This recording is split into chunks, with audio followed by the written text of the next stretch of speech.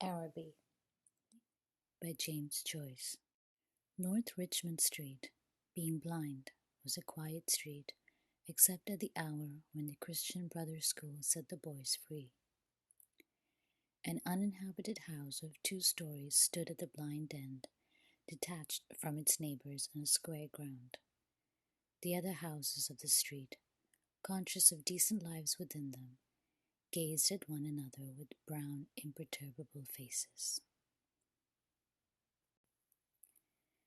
The former tenant of our house, a priest, had died in the back drawing room. Air, musty from having been long enclosed, hung in all the rooms, and the waste room behind the kitchen was littered with old useless papers. Among these I found a few paper-covered books, the pages of which were curled and damp. The Abbot by Walter Scott, The Devout Communicant, and the Memoirs of a Dog. I liked the last best because its leaves were yellow. The wild garden behind the house contained a central apple tree and a few straggling bushes, under one of which I found the late tenant's rusty bicycle pump. He had been a very charitable priest. In his will, he had left all his money to institutions and the furniture of his house to his sister.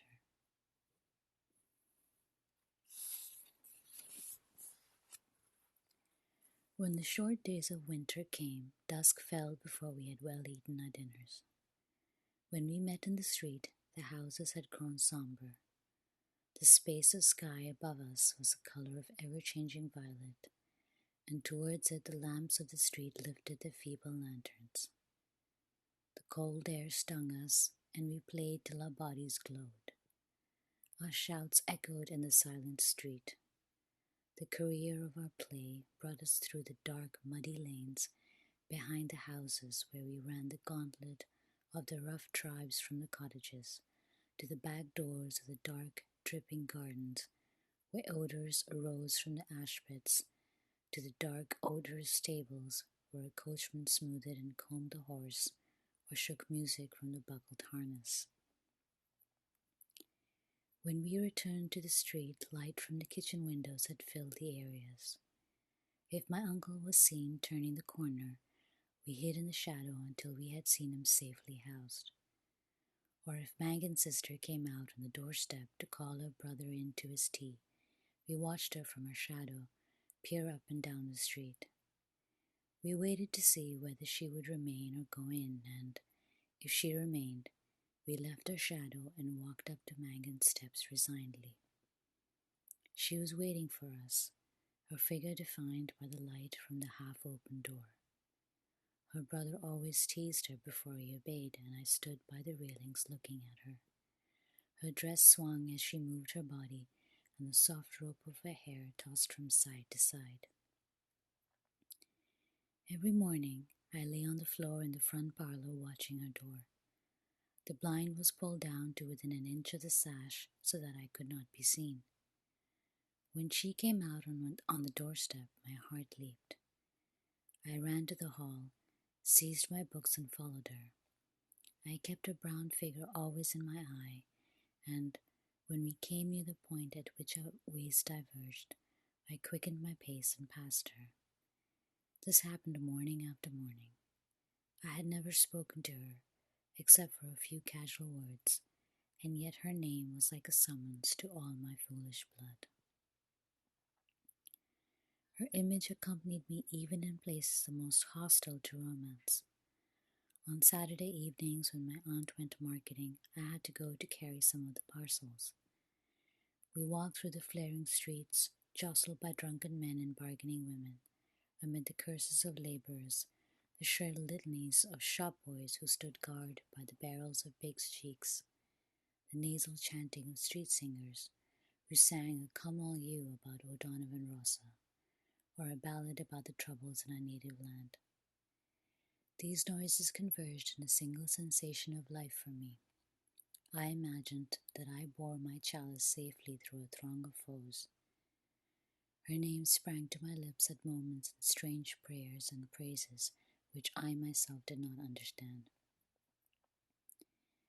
My eyes were often full of tears, I could not tell why, and at times a flood from my heart seemed to pour itself out into my bosom. I thought little of the future. I did not know whether I would ever speak to her or not, or if I spoke to her, how I could tell her of my confused adoration. But my body was like a harp, and her words and gestures were like fingers running upon the wires. One evening I went into the back drawing room in which the priest had died. It was a dark, rainy evening, and there was no sound in the house.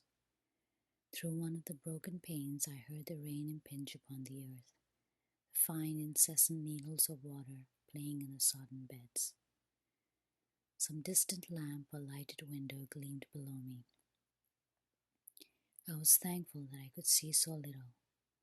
All my senses seemed to desire to veil themselves, and feeling that I was about to slip from them, I pressed the palms of my hands together until they trembled, murmuring, oh love," many times.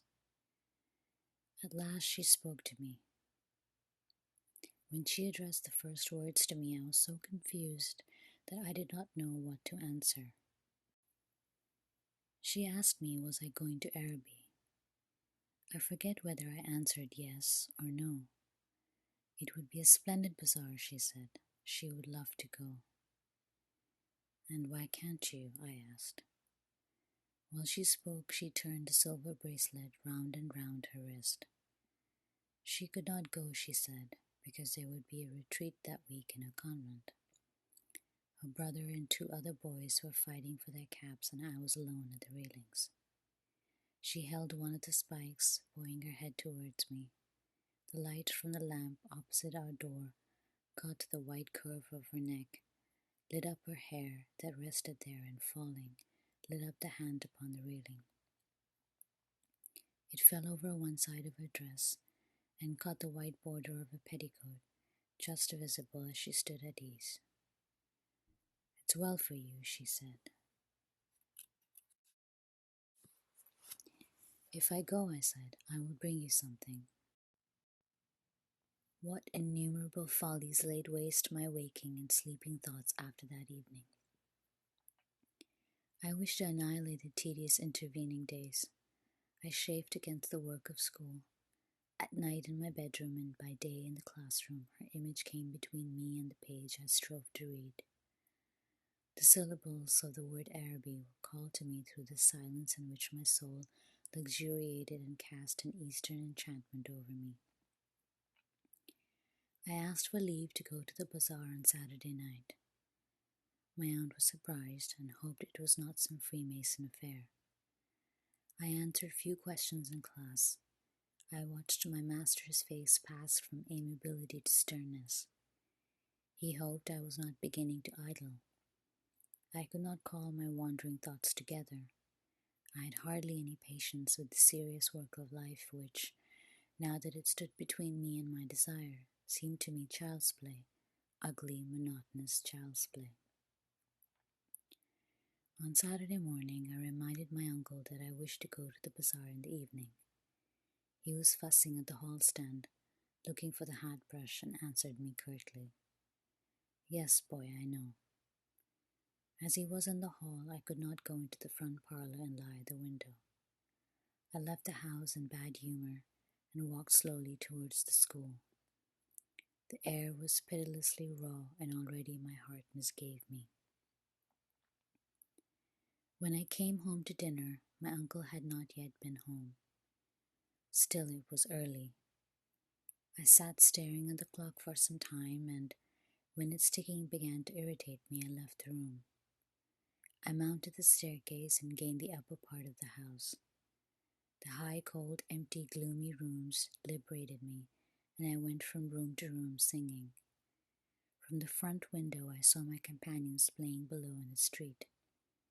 Their cries reached me weakened and indistinct, and, leaning my forehead against the cold glass, I looked over at the dark house where she lived. I may have stood there for an hour, seeing nothing but the brown-clad figure cast by my imagination.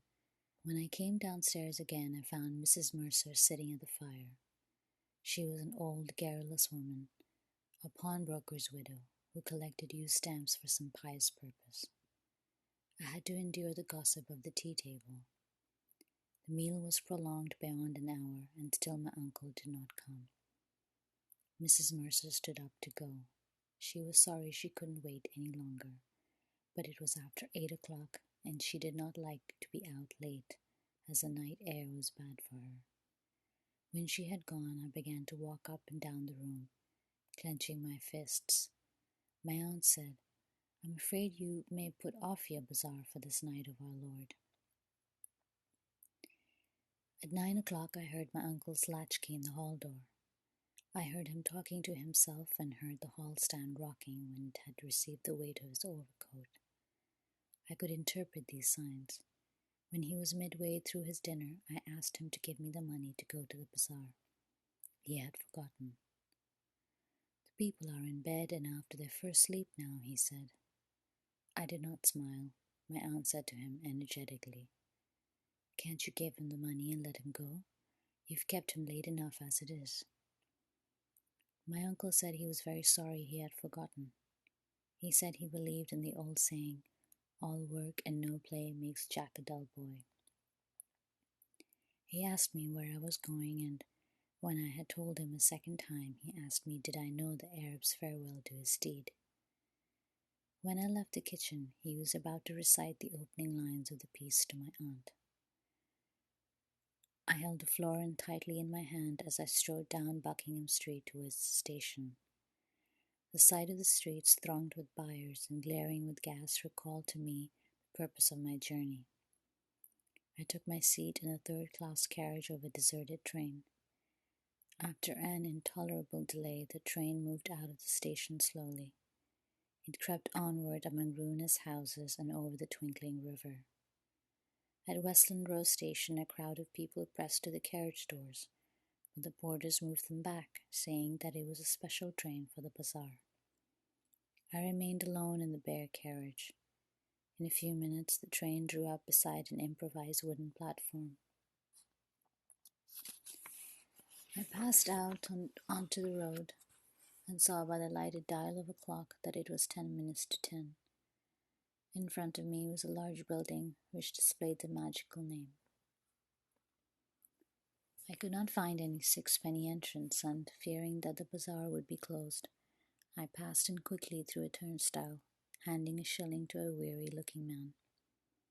I found myself in a big hall girdled at half its height by a gallery. Nearly all the stalls were closed, and the greater part of the hall was in darkness. I recognized a silence like that which pervades a church after a service. I walked into the center of the bazaar timidly. A few people were gathered about the stalls which were still open. Before a curtain, over which the words Café Chantant were written in colored lamps, two men were counting money on a salver. I listened to the fall of the coins.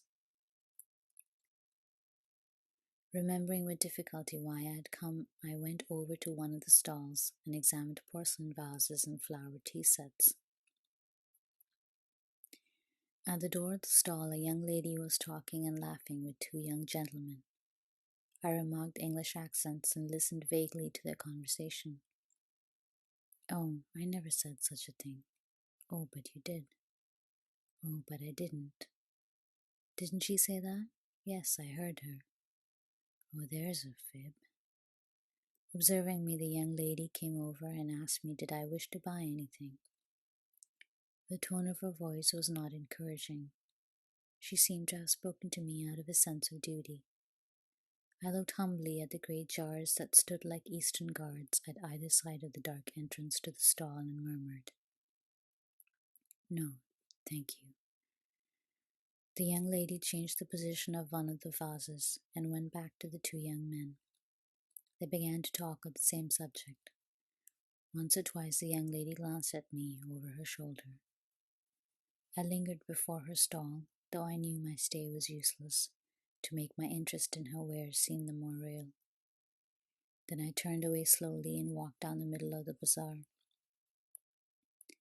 I allowed the 2 pennies to fall against the 6 pence in my pocket. I heard a voice call from one end of the gallery that the light was out.